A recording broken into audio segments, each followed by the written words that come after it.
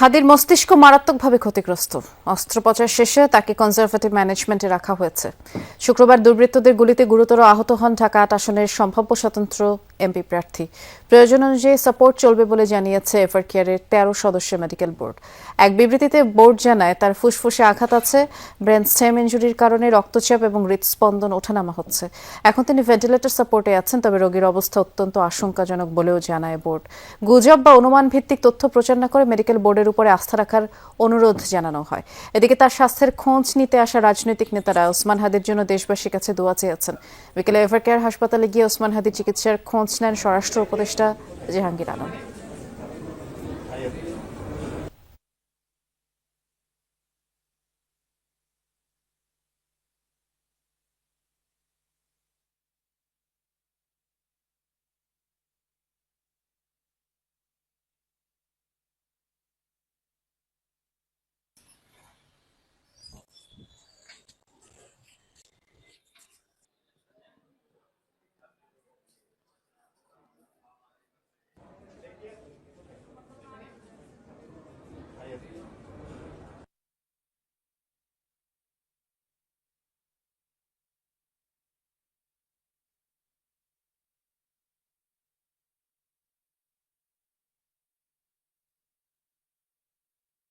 আমরা এ পর্যায়ে এভারকেয়ার হাসপাতালে যাচ্ছি। ওসমান হাদির সবশেষ শারীরিক অবস্থা সম্পর্কে জানাবেন সহকর্মী ফয়সাল মাহমুদ। ফয়সাল, শুনতে পাচ্ছেন নিশ্চয়ই?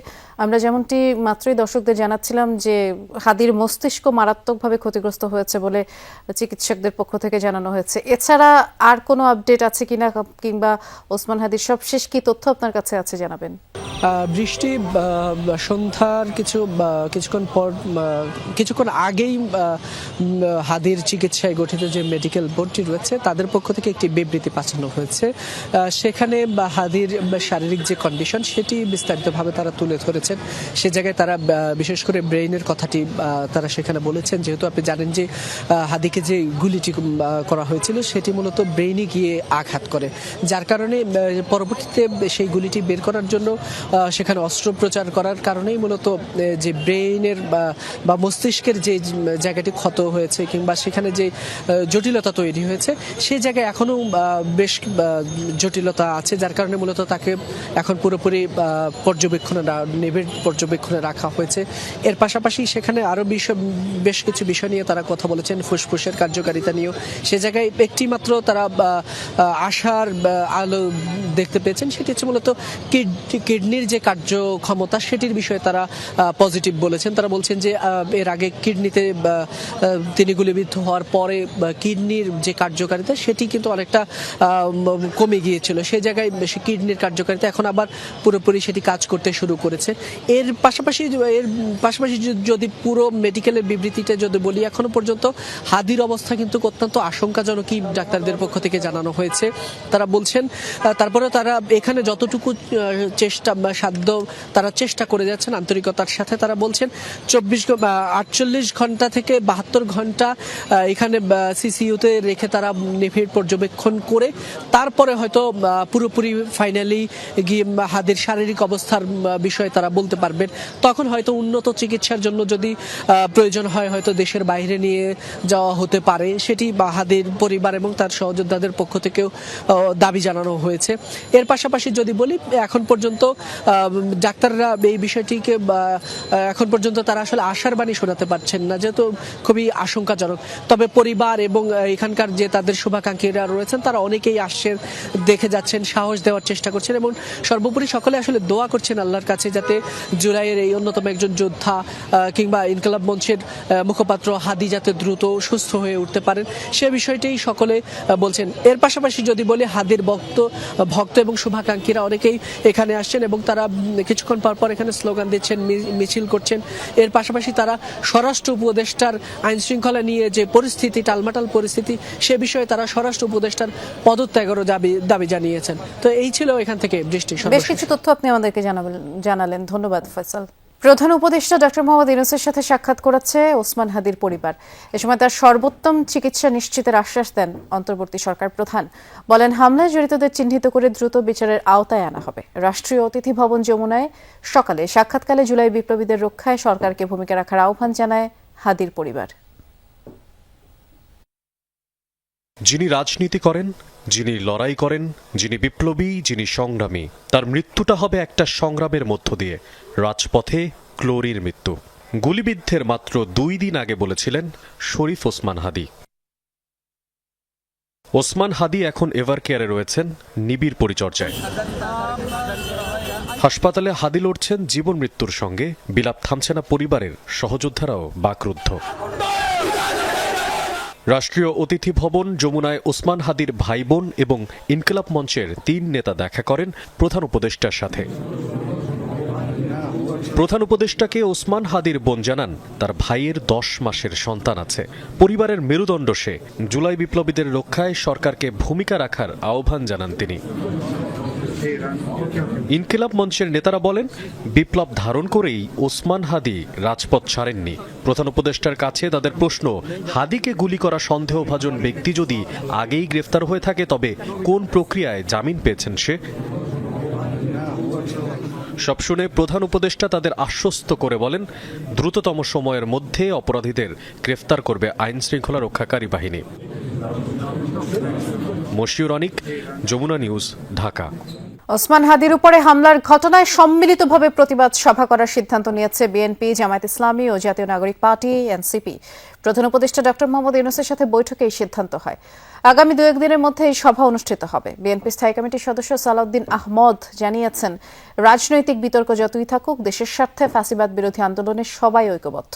আর এনসিপির আহ্বায়ক নাহিদের দাবি, দেশকে অস্থিতিশীল করতে আওয়ামী লীগকে সহায়তা করছে ভারত।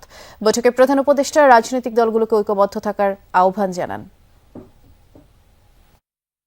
রাষ্ট্রীয় অতিথি ভবন যমুনায় প্রধান উপদেষ্টার সাথে সাক্ষাৎ করে বিএনপি, জামায়াতে ইসলামী ও এনসিপির প্রতিনিধি দল। বৈঠকে প্রধান উপদেষ্টা বলেন, ওসমান হাদির উপর হামলা পূর্ব পরিকল্পিত।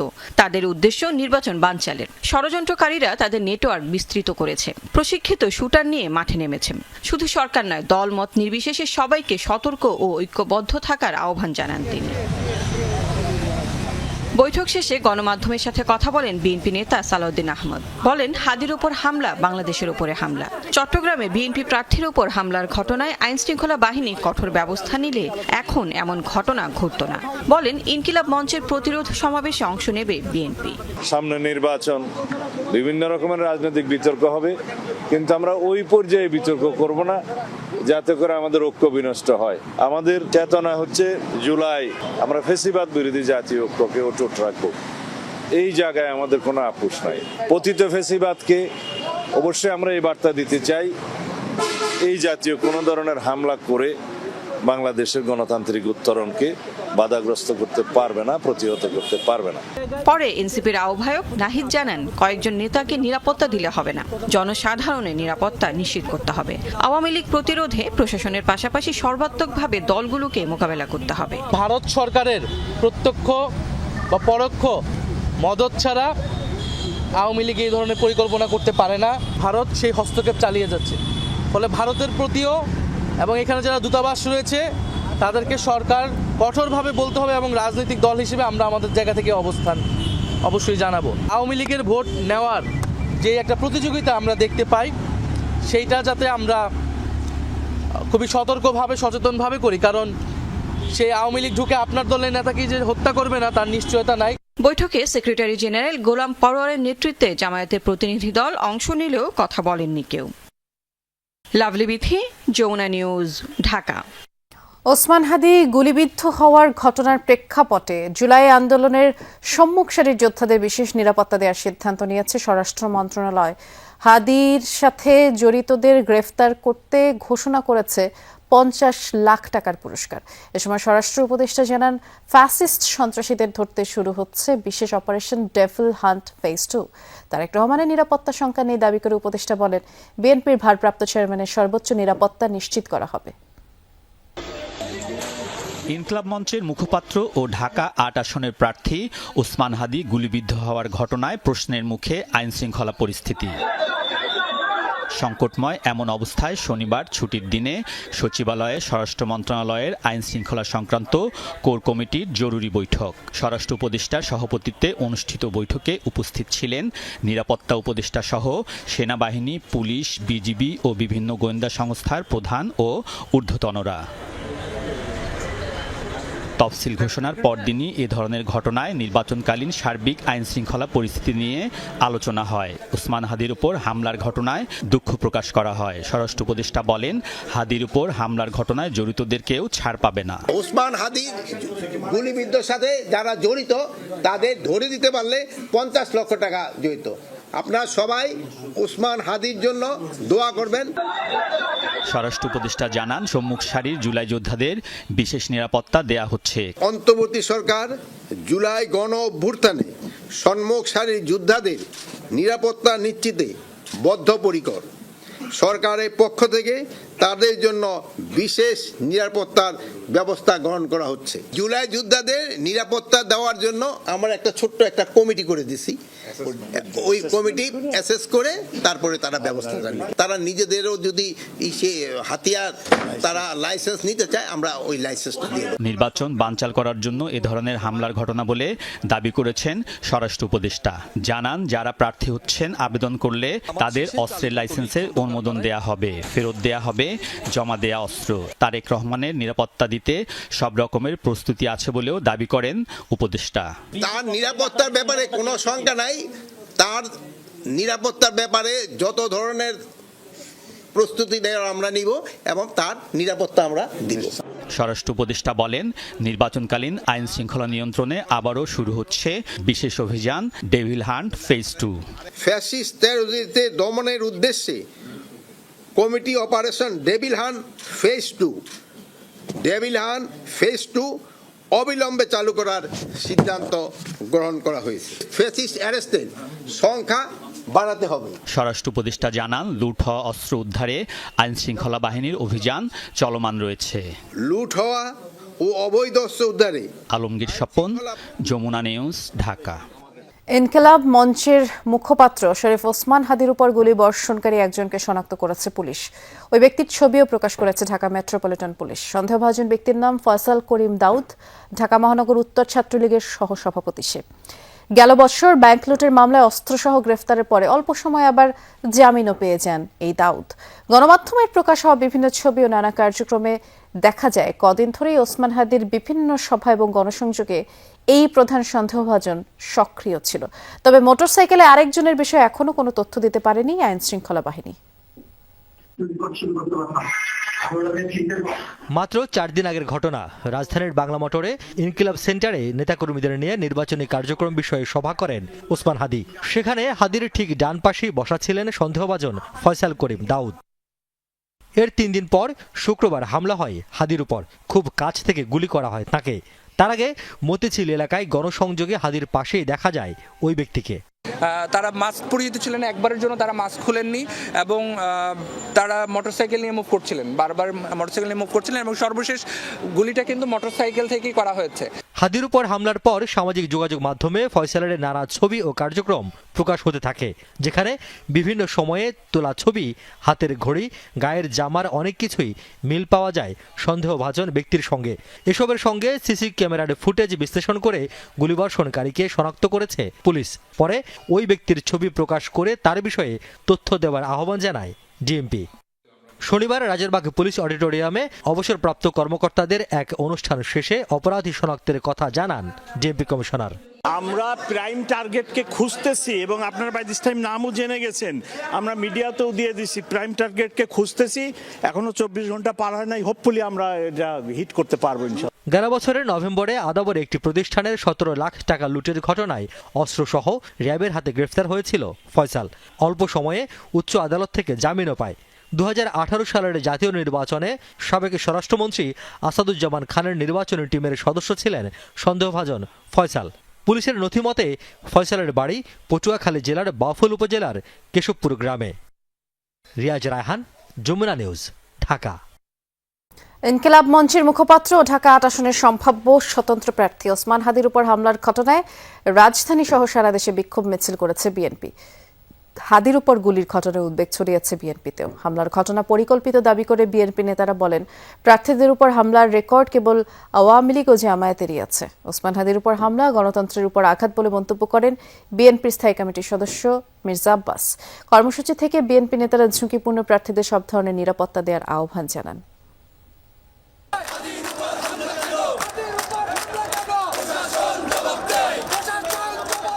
এই মিছিল আবেগঘন স্লোগান আর নেতাকর্মীদের ঢল কোনো কিছুই বিএনপির কোনো নেতা কর্মী কিংবা সমর্থকের জন্য নয়। রাজনীতির মাঠে প্রতিপক্ষ হলেও হাদির সাথে বিএনপি নেতাদের সম্পর্কের উষ্ণতা কখনোই সীমা ছাড়ায়নি। জীবন মৃত্যু সন্ধিক্ষণে থাকা হাদির উপর নৃশংস হামলার ঘটনায় আলোড়ন তুলেছে রাজনৈতিক অঙ্গনে। হামলার প্রকৃত কারণ উদ্ঘাটন আর বিচারের দাবিতে দুপুরে নয়াপল্টনে ছুটে আসেন ধানের শীষের প্রার্থীরা। হাদির ভোটের মাঠের প্রতিপক্ষ বিএনপির সিনিয়র নেতা মির্জা আব্বাসও ছিলেন প্রতিবাদী মিছিলে। দিন দুপুরে একজন আলোচিত প্রার্থীর উপর হামলার ঘটনার কয়েক ঘন্টা পার হলেও এখনও ধরাছোঁয়ার বাইরে অভিযুক্তরা। আর এতে ভোটের মাঠে নিরাপত্তা নিয়ে উদ্বেগ উৎকণ্ঠা তৈরি হয়েছে প্রার্থীদের মাঝে।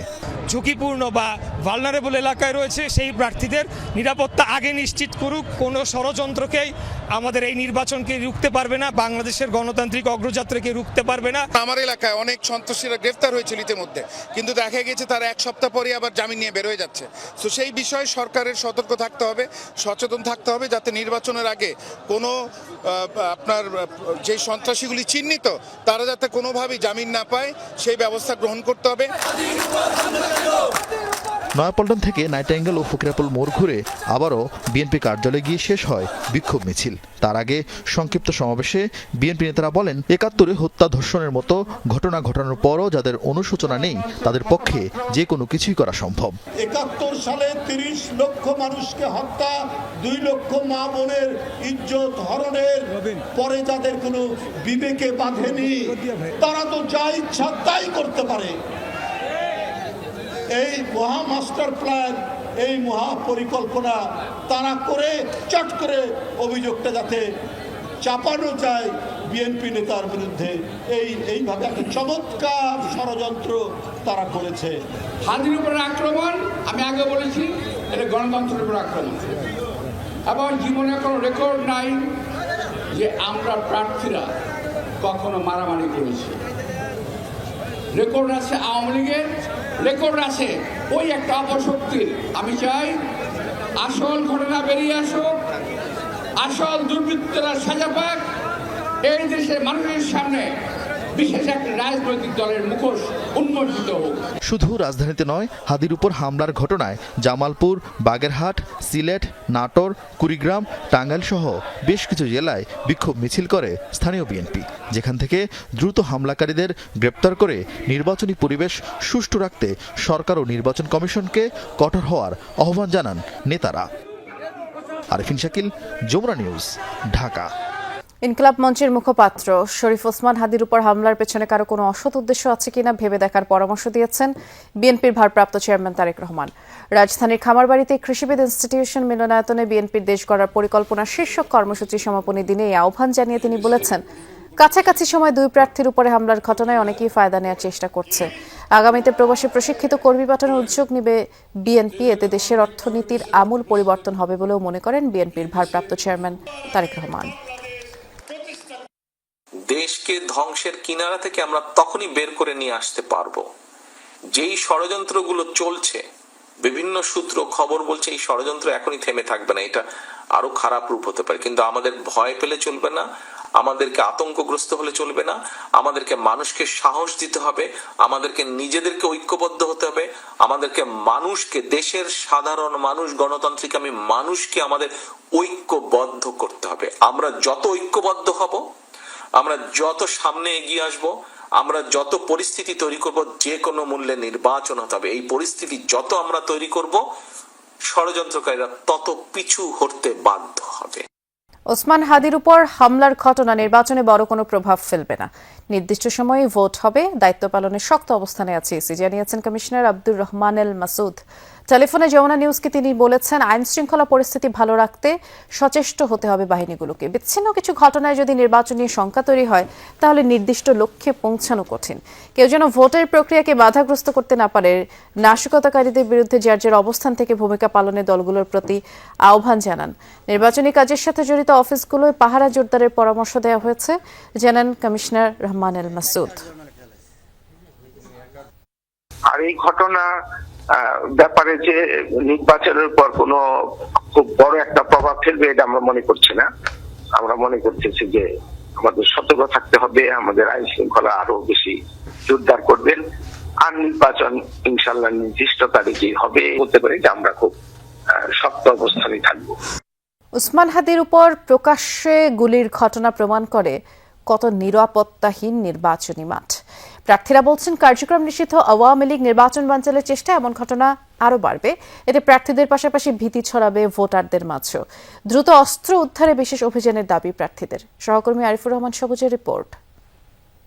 আপনাদের নিরাপদ ও উৎসবমুখর অংশগ্রহণ নিশ্চিতকল্পে সংশ্লিষ্ট সকল প্রতিষ্ঠান ও বাহিনী কাজ করবে। ত্রয়োদশ জাতীয় সংসদ নির্বাচন ও গণভোটের তফসিল ঘোষণার পরদিনই দিনে দুপুরে প্রকাশ্যে সম্ভাব্য প্রার্থী ওসমান হাদিকে গুলি করার ঘটনা। স্বভাবতই প্রশ্ন আসে, কতটা নির্ভয়ে ভোট কেন্দ্রে আসবেন ভোটাররা, আর ভোটের মাঠে প্রার্থীরাই বা কতটা নিরাপদ। এটা দ্রুত ব্যবস্থা নিতে হবে। আমি একজন প্রার্থী হিসেবে আমরা বললাম তো আমরা শঙ্কিত, শুধু আমরাই না ভোটাররাও শঙ্কিত। এরকমভাবে যদি চলমান থাকে তাহলে স্বাভাবিকভাবে ভোটারদের মনে একটা প্রশ্ন আসতে পারে।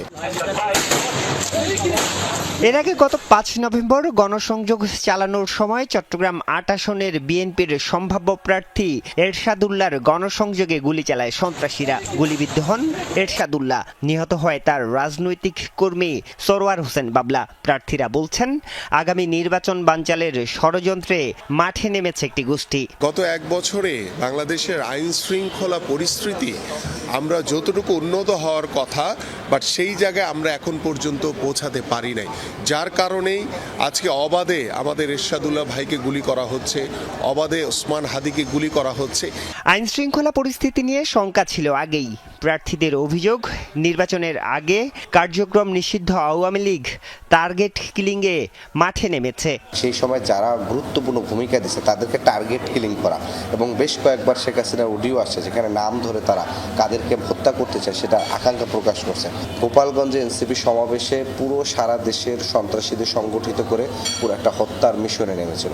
এখনো হাদির সাথে যাকে সন্দেহ করা হয়েছে পুরো তিনি আটক হয়েছেন, আবার ছাড় পেয়েছেন, এই যে তথ্যগুলো আসছে, ফলে পুরোটা একটা দীর্ঘমেয়াদী ষড়যন্ত্রের অংশ।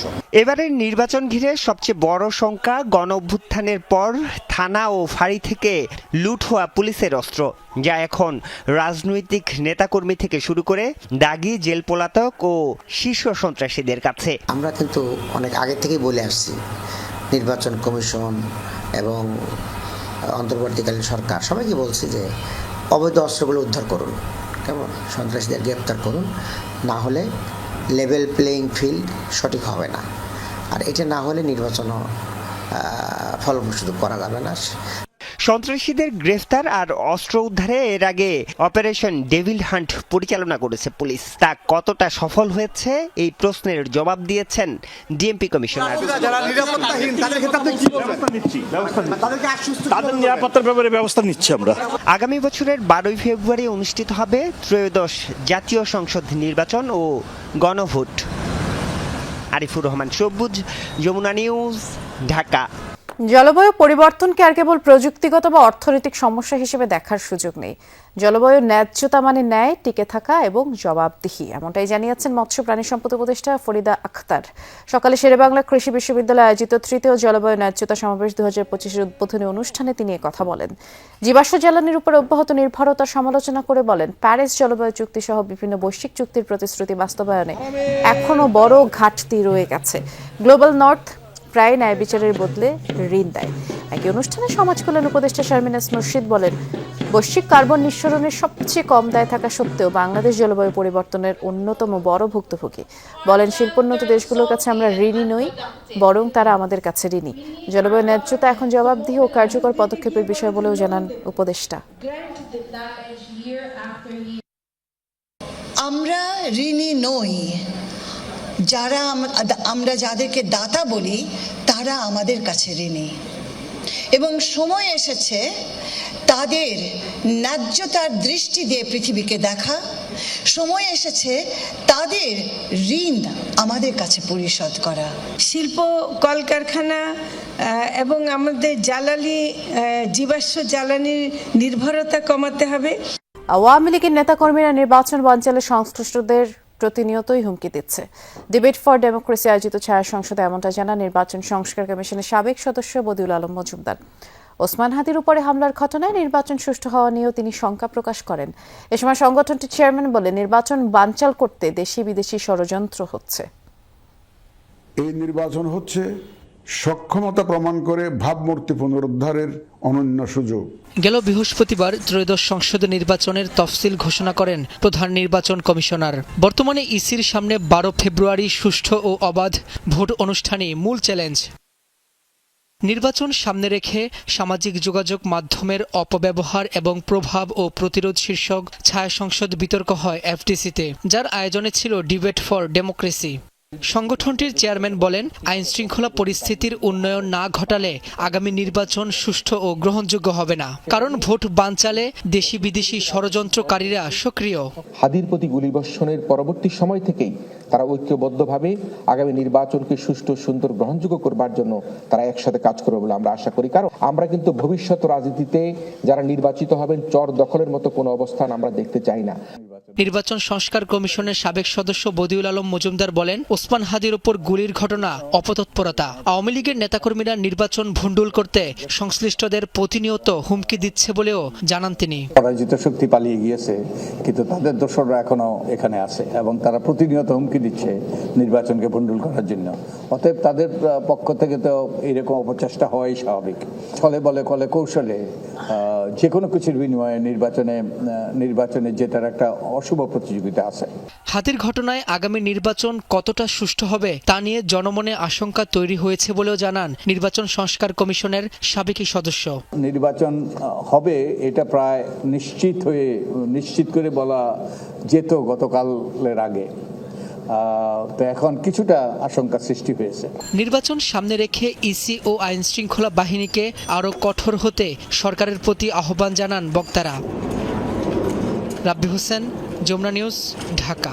কেরানীগঞ্জের রাগানগরের একটি ভবনে লাগা আগুন এখনও নিয়ন্ত্রণে আসেনি। 20টি ইউনিট কয়েক ঘন্টা ধরে চেষ্টা করছে আগুন নিয়ন্ত্রণে।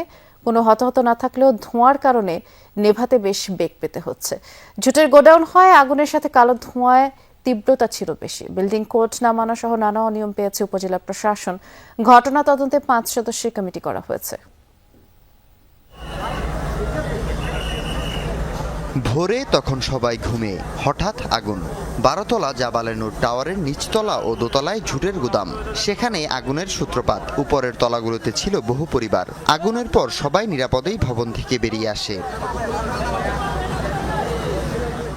আন্ডারগ্রাউন্ড তো লাগছে, রাতে 4টা বাজে লাগছে। আমরা তো আর কইতে পারি না, আমরা তো 7 তলায় রয়েছি। আগুন সরাই গেছে বাদে আমরা কিছু লিয়ে কেউ বাইরে পারি না বিল্ডিং থেকে। মেন আগুনটা লাগছে ঝুটের থেকে, তো ঝুটে ধোঁয়া প্রচুর, আমরা ঢুকা পারি না। যতটুকু পানি দেওয়ার চেষ্টা করছি নিবানের, কিন্তু ওই গরম তাপে আর ধোঁয়া আমরা ঢুকা পারি না।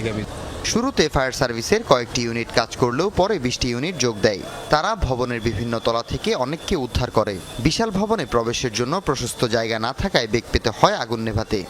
পরপর বিল্ডিংগুলি একটা সেম বেসমেন্ট, মানে বেসমেন্টটা একটা এবং বেসমেন্টেও দোকানপাট রয়েছে, যার কারণে আমাদের সময় লাগছে। আমাদের প্রত্যেকটা শাটারগুলি ভেঙে, ক্লপসেবল গেট ভেঙে কাজ করতে হচ্ছে, যার কারণে এত সময় লাগছে। এবং প্রত্যেকটা গোডাউনগুলো আপনার ঝুটে, মানে ঝুট গোডাউন বলা হয়, এবং এখানে অন্যান্য কাপড় চোপড়ও রয়েছে।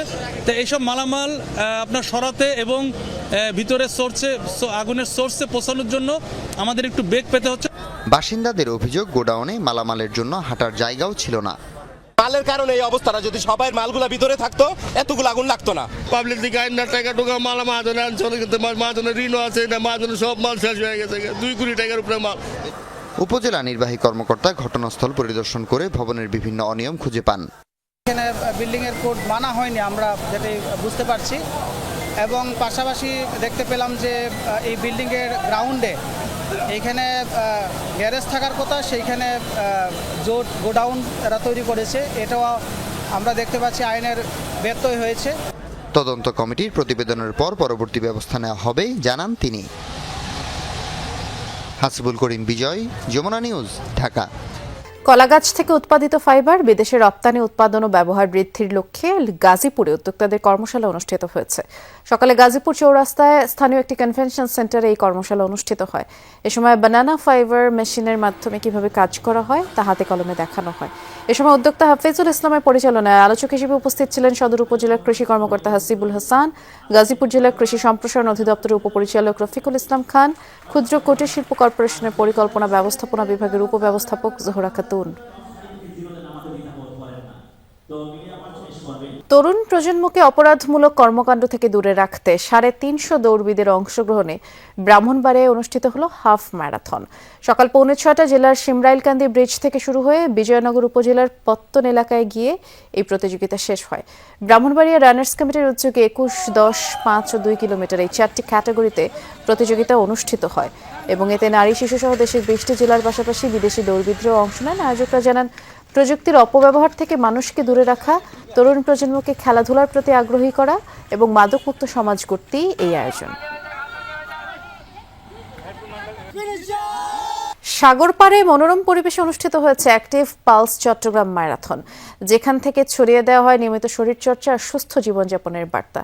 অ্যাক্টিভ পালসের মাধ্যমে এই আয়োজনের ম্যারাথনে অংশ নেন 1600 দৌড়বিদ, যার মধ্যে 150 নারী। আর 4 ক্যাটাগরিতে এই ম্যারাথন অনুষ্ঠিত হয়। 1 কিলোমিটার ছিল শুধু শিশুদের জন্য। সমুদ্র পাড়ের ম্যারাথনে অংশ নিয়ে উচ্ছ্বসিত দৌড়বিদরা বন্দরনগরীর প্রাকৃতিক সৌন্দর্য উপভোগের কথা মাথায় রেখে চট্টগ্রামে এই ম্যারাথন বলে জানান আয়োজকরা। এছাড়া ম্যারাথনের মিডিয়া পার্টনার যমুনা টেলিভিশন। সমুদ্র তীরে রান করার আনন্দটা অন্যরকম, কিন্তু কিছুক্ষণ পর ধরেন আমাদের যখন ফিনিশিং লাইনে যখন আসি, রোদ উঠে যায়, চারপাশে গাছপালা নাই, তখন একটু কষ্ট হয়েছিল। আমার লাইফের প্রথম 42 কিলোমিটার এটা, আলহামদুলিল্লাহ আমি আমার টার্গেট অ্যাচিভ করতে পারছি। সমুদ্রের পাড়ে এমন একটি ইভেন্ট হবে এটা অকল্পনীয় ছিল। একপাশে বিচ, তার পাশে যে রাস্তায় দৌড়ানোর অনুভূতি, এই অনুভূতিটা নেওয়ার জন্য আসলে বেসিক্যালি ঢাকা থেকে আসা। প্রত্যেকটা বড় লং ডিস্টেন্স ইভেন্ট আসলে হাইড্রেশনটা অনেক ইম্পর্টেন্ট। আমরা ওই জিনিসটা খুব ভালো মতো সাপোর্ট দেওয়ার চেষ্টা করেছি। Association of television channel owners অ্যাটকোর নবম বার্ষিক সাধারণ সভা অনুষ্ঠিত হয়েছে। দুপুরে রাজধানীর বনানীতে একটি হোটেলে এই সভা অনুষ্ঠিত হয়। সভাপতিত্ব করেন অ্যাটকোর সভাপতি অঞ্জন চৌধুরী। তিনি বলেন, গণমাধ্যম আবেগ নয় বরং বিবেককে প্রাধান্য দিয়ে নিরপেক্ষ স্বাধীন চিন্তাভাবনা, মত প্রকাশের অধিকারের জন্য সচেষ্ট থাকবে। সকলকে সম্মিলিতভাবে দেশ গড়ার কাজে ভূমিকা রাখার আহ্বানও জানান তিনি। সভায় উপস্থিত ছিলেন বিভিন্ন বেসরকারি টেলিভিশনের মালিকরা। এ সময় তারা নিরপেক্ষভাবে নিজেদের দায়িত্ব পালনের বিষয়ে একমত পোষণ করেন। এই যে জিনিসগুলো থাকে, অডিট পাস করা, ডিরেক্টরস রিপোর্ট, তারপরে একটা মুক্ত আলোচনা, এভাবে আমাদের এটা শেষ হবে। যেখানে আলাদা কোনো কিছু বলার বা করার কোনো সুযোগ নেই, কথা বলার। সো এই যে ধারাটা আছে, যে নিয়মটা আছে, আমরা সেটাই আজকে মানছি। শীতের আমেজ আর ঐতিহ্যের ছোঁয়া নিয়ে রাজধানীর গুলশান 2-এর লেকভিউ পার্কে অনুষ্ঠিত হয়েছে পৌষ উৎসব। গুলশান সোসাইটি ও ফ্যাশন ডিজাইন কাউন্সিলের যৌথ উদ্যোগে আয়োজিত হয় এই উৎসব। আয়োজনে ঐতিহ্যবাহী লোকজ গানের সাথে নাচ পরিবেশন করা হয়। উৎসবে শীতকালীন পিঠাপুলি, ভাপা পিঠা সহ নানা ধরনের খাবারের স্টলও আকর্ষণ করছে দর্শনার্থীদের। এর পাশাপাশি রয়েছে দেশীয় হস্তশিল্প, কারুকার্য, সাজসজ্জা, উপহার সামগ্রীর বিভিন্ন স্টল। আয়োজকদের ভাষ্য, নগর জীবনে শীতের উৎসবের আবহ ছড়িয়ে দিতে এবং দেশীয় সংস্কৃতি ঐতিহ্যকে তুলে ধরতেই এই আয়োজন। সকাল 9টা থেকে শুরু হওয়া পৌষ উৎসব রাত 8টা পর্যন্ত চলবে।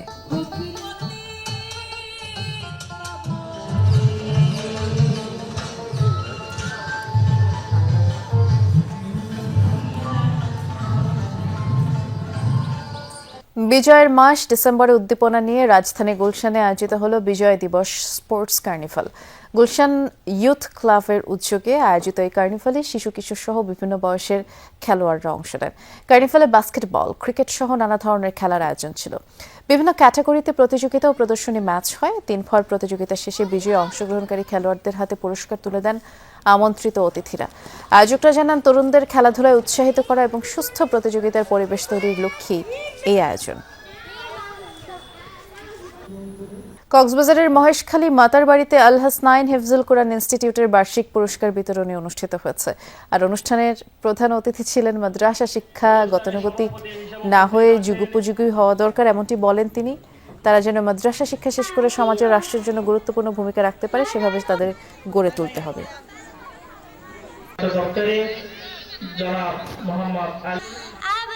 মাগুরায় 2 দিনব্যাপী সমন্বিত সামাজিক উন্নয়ন কর্মসূচি অনুষ্ঠিত হয়েছে। জেলার বেলনগর গ্রামে যৌথভাবে অনুষ্ঠানের আয়োজন করে হাবিবুল্লাহ বিশ্বাস foundation, Bangladesh finance, rotary club of Dhaka mega city এবং আফরোজা বেগম হাসপাতাল। 2 দিনব্যাপী এই কর্মসূচিতে ফ্রি মেডিকেল ক্যাম্পে 5 শতাধিক রোগীকে চিকিৎসা সেবা, ওষুধ দেওয়া হয়। এছাড়া শীতার্ত মানুষের মাঝে কম্বল বিতরণ করা হয়। কোসন্দি ইউনিয়নের 4টি শিক্ষা প্রতিষ্ঠানের 15 জন শিক্ষার্থীকে মেধাবৃত্তি, 6 জনকে বাইসাইকেল, 4টি শিক্ষা প্রতিষ্ঠানকে ল্যাপটপ দেওয়া হয় আর 30 জন গুণী ব্যক্তিকে সম্মাননা দেওয়া হয়।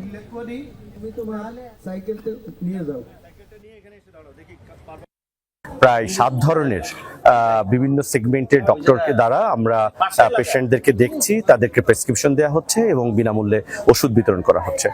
দৃষ্টি প্রতিবন্ধী তরুণ তরুণীদের নিয়ে অনুষ্ঠিত হলো 3 দিনব্যাপী ক্রীড়া ক্যাম্প স্পোর্টস উইদাউট লিমিটস, আর এটির আয়োজন করেছে heroes for all camp abilities Bangladesh. খেলাধুলা, দক্ষতা উন্নয়ন, নেতৃত্ব বিকাশের মাধ্যমে দৃষ্টি প্রতিবন্ধী শিশুদের আত্মবিশ্বাসী ও সক্ষম করে তোলাই এই আয়োজনের মূল লক্ষ্য।